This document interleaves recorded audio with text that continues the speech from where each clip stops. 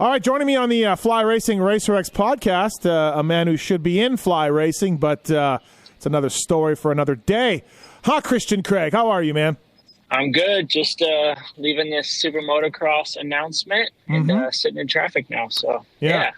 So now it's official. Your 2-year deal, Rockstar Energy Husqvarna. And just for setting the record straight here, you could have made more money and stayed in 250s. Just to put it all out there, right? Yes. So I did say after everything, I probably would have made more if I did stay and defend my number one.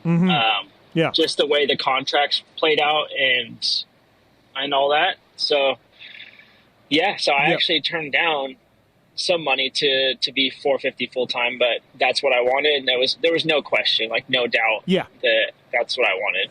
So. No, for sure. It's just when I'm screaming and yelling about 250 Supercross, I got all these riders telling me, "Well, what would you do, to make the money and this, all this kind of stuff," and basically saying they had no choice because that's where they make the most money at. But here's an example. Now, look, no one's going to hold a GoFundMe for you because you're riding factory Husqvarna. But you did, you are an example of a racer who is going to bet on himself, and move up. Yeah. And it's something that you've said so much. You've told me too when I was on 250 is hey, go get a privateer bike and just race. You'll make more money doing that. And I'm like, nah. I don't think you'd really, I think not anymore, maybe back in the day, but nowadays, they pay pretty well for 250 and, I had a family to support, so I had to do what was best for me, but it's more than time to be 450 full time. For me, it wasn't about the money anymore. It's more about, I want a 450 career. Also, I don't want to be known as a 250 guy. Yeah, for sure. So, if you don't win the title, though, are you making this move, or did you have to check that box in your mind of getting this damn thing done before you move up? Or do you think, win or lose, you were going to go 450s? Or maybe they don't. Maybe Rockstar Husky doesn't hire you if you don't win. I don't know, but you know what I mean. Where were you at? This was a win or lose decision. I think once I re-signed the 1-year deal with Star, I said to my mentally and to my family that this was it. Win or lose, I'm going 450 next year, and I'm gonna either privateer it, be on some sort of team. I'll do whatever it takes to, and then I can work my way up. But luckily it played out the way it did, and I had all this. I made some calls. I think it was during the West Coast break to Roger, and next thing you know, I had a contract in front of me, and Star did not have a 450 spot, and all respect to them, but I had to do what was best for me and for my family. So here we are. You did have some choices, and you were in demand, obviously, for your year. By the way, too, I've said this a few times on my shows. You had this Rockstar Energy Husqvarna deal done a long time ago. We've been talking about it for a while. Yeah. And you did the opposite of mailing it in for the Nationals. You wanted a designation spot. you worked your balls off. Some guys wouldn't. You really gave it your all in your last summer with Star Yamaha guys. So I think that's admirable, because some guys would be like, hey, I got a 2-year deal. Whatever it is. I'm just going to hang out. It's already signed, so.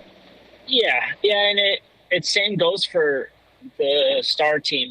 They could have been you signed with the team, well, F you, and they could have treated me bad, but they didn't, and I think that's why I had the summer I did. We didn't talk about it. They knew, but they respected my decision. And one thing I didn't want to happen was coming off my Supercross season is to have a shitty outdoor season.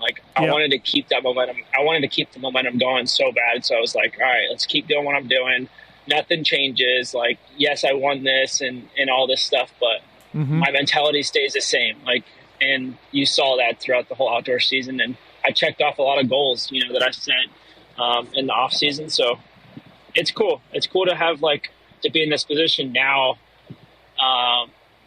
It's exciting times for sure. No, it's going to be great. And you've ridden you rode Honda 450. You rode, you've showed you can ride a 450. We all know that. It's not It's not like we're going to bench race about where you're going to be this year. You're going to be a contender for podiums. But you did sign this early, and I know Connor Fields, your agent, working on things, and you're making the calls like you said as well. Did you wait for something else? Did you have another offer? Why the Rockstar Energy Husqvarna so soon, I guess? Or was it just, yep, they're showing faith in me, and that's it, I'm good? Because I do feel like you probably could have shopped more than what you did. Yeah. You know? Yeah, it was after Anaheim 3, we had a 6-week break, and I think it was like that week after. I was like, screw it, I'm calling Roger right now. And yeah. I called him. I was like, hey, I know you're part of the KTM group, which is those 3 manufacturers, and I want to ride on one. Like, just, I've called him before a couple years ago, and it just never worked out. And he's like, yeah, let me talk to some guys. And literally next thing you know, I had something in front of me, and I had Nate Ramsey calling me, and it all happened so quick. It was so smooth, like that. I felt like it was all meant to happen. So it's been cool. Like, getting to know these guys kind of like behind the scenes, and then same with the Fox guys. Like, it's all been a process, but we've had more than enough time. Like, it's all been working behind the scenes. So it's cool that it all comes out now. Do you know who your mechanic's going to be? Yeah. So his name is Jared Warwick. I think he was Anderson's practice bike mechanic back in the day. And then he worked for Tedder and then AEO. And now he is. Oh, okay. He's my guy. Awesome. Duff he talked to the team, I think, but nothing really came about, and I don't blame him. I don't think he wanted to move out to California, so didn't want to put that pressure on him. He wanted to fix water trucks and groom the tracks and stuff at Star. Okay, all right. He's gonna work. He's actually amateur guy now. So. Oh, he is. Okay, all right. He's working for Deegan. Oh, okay. Nice, amateur guy. Yeah, there is no doubt. It's steel frame. It flexes more. Mookie didn't look as great in the whoops as he normally has been, and your strength is the whoops. But, Mookie just had his best year, which is exactly, never mind whoop speed and all that. What really counts for legacies and money and points is having your best year, which Mookie just did. Yep. So, he didn't look as good in the whoops. I don't know why or whatever, but, and it is a bit of a controversial bike, let's say, but I'm 100% on board with you, Christian. As you know me over the years, like, you can win on that bike. There's nothing holding you back from that. Is it perfect? No. But is any bike perfect? No. Yep. So yeah, and you can say some stuff. I mean, you're not going to say it, but there's negatives to every bike. Yeah, and I do think that this being a new chassis this year for those guys, they're working out the kinks. And I feel like I'm coming in at the perfect time where they have figured it out Supercross wise and have hours and hours of testing and days of different guys on the bike and figuring it out. And they've worked those kinks out. I don't know what it was that held Cooper Webb back, or who knows. But I do think when I do come into Supercross, there's going to be a lot, the bike's going to be a lot better for me and Mookie, Well, you're a totally different body type than Cooper Webb. So his problems may not be your problems and vice versa, right? Yeah, it's a solid team. Nate Ramsey, of course, the manager. Mookie's a great dude, and you'll fit in nicely there, I think. The big change for you, and this is probably the biggest thing, is you're going to be at Baker's Factory. Was that a non-negotiable thing? Was that just you wanted to do it? Did you say, hey, do I have to do it? Like, and then what's your thoughts on joining that program?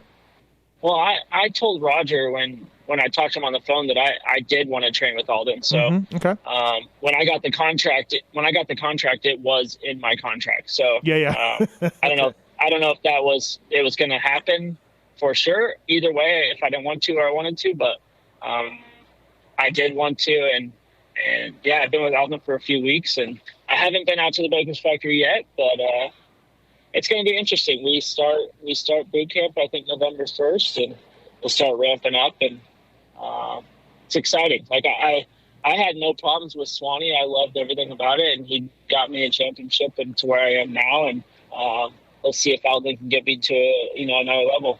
Yeah, the secret sauce is riding with AP and Mookie and RJ or whoever else is going to be in the group. That's going to be the competitiveness every day. But you did experience that at Star Racing, right? The Star guys, it's no secret they want to replicate that weekend intensity at the Go Farm. For sure. I mean, 250 guys are at each other's necks every day. So it's literally it's lap time battles day in and day out, and I'm expecting that at Baker's Factory too. Yeah, for sure. What I guess like obviously getting that title was so big for you, right? And it's getting all those race wins and getting the championship. You must be. It almost like for you, are you in a better place mentally because you have the title and now you're a full-time 450 guy? Like, it must just be, like, in a sense, no more. I mean, there's pressure on you because you're a factory guy and you need to perform. But in a sense, Christian, there's no pressure on you anymore. There's no, oh, he's going to do it. Is this the year or whatever? Like, I don't know. I can see you just exhaling a little bit right now. Yeah, and I think you saw that in my outdoor results. Like, after the Supercross title, I took a big exhale, and it felt a sense of relief, and I knew I was done with the 250 and all those old man jokes. So, it's I do feel I still have that mentality of just relief, and I think that kind of brings confidence to me too. And it's just staying the same, stay level headed, don't get cocky, don't get me too discouraged on the days that I'm not riding well. Mm-hmm. It's I mean, I'm 31, so I've been through a lot. I've been through ups and downs, and I know how this sport works. So I'm expecting to do good, and we'll see how it goes at A1, I guess. Was it pretty cool to be courted by, I'm guessing, a lot of gear companies and a lot of goggle boot companies? You went Fox head to toe from what I understand, but I imagine, you had a lot of choices. That must have been pretty cool for you you've been locked into your stuff for so long. You did a couple of 450 outdoor deals, right? But you stayed the same for the most part. But now it was an open book. So how cool was that process? Yeah, that was the first time for me. And luckily, like, Fox was pretty much the first, and I don't even remember talking really anymore. There was a few here and there, but once I heard Fox, I was like, yep, let's jump on it and get it done. So it was pretty simple, and it's cool that I only have to go to one guy. I deal with one guy for everything, which is gonna be nice. Yeah, I would guess so, right? Do you know Mookie much? Are you buddies with Mookie at all? Like from Geico, maybe? Man, of course. This is my third time being his teammate. So. Oh yeah, shit! I forgot about the Star thing. Right, the Star. Yeah, it's just last year. Yeah. Right. Yeah. Teammates at Geico for a year. Teammates at Star for a year. Yeah. And now teammates here. So, right. I was thinking. Yeah, me and Mookie go way back. Right. And, he always keeps the mood light, obviously. So it's gonna be fun. And we get along well. I get along with AP really well, and Cooper I'm getting to know a little bit more. Just it's a big change for sure, but nothing that I can't do. Imagine being Coop and watching you and Mookie ride whoops every day. You just want to just shoot yourself. But maybe you guys can help them. I don't know. Number 28, it's your permanent number now. You just did the boring thing and took your number that you had run. I'm okay with that. Yep. I guess. I can't believe they're letting Tick keep his number. Tick's an awesome dude. And Justin Hill and Chad. I think that's ridiculous. But whatever. Rules are rules. What else did you think about besides 28? What was the process behind that? Yeah, I tried to get 20, so I texted Brock, and he said, "No, I'm gonna keep it one more year," which was fine. And then I was thinking about 22, but Reed kept it. And then I've never had a career number, and now that I've had a year with 28, I felt like it made sense to stay with that now that people know me and I won my title with it. So we stayed with it. No sentimental with it other than I won my title with it, and we'll just keep it 28 now. So you weren't going to go higher, like Hunter Lawrence taking 96 or Kenny, or like you didn't look at anything like that? No? No. I did think 33 for a little bit just because I thought it looked cool, but now we stuck with 28. And I think it looks good. Awesome. Hey, thanks for doing this, man. I appreciate it. Congrats on the gig. I know it's been a busy day for you, so I really appreciate you squeezing it in, a little short podcast about the new ride. And yeah, man, big changes for Christian Craig. Thanks for doing it, man. Thank you. Appreciate it. See you, bud. Bye.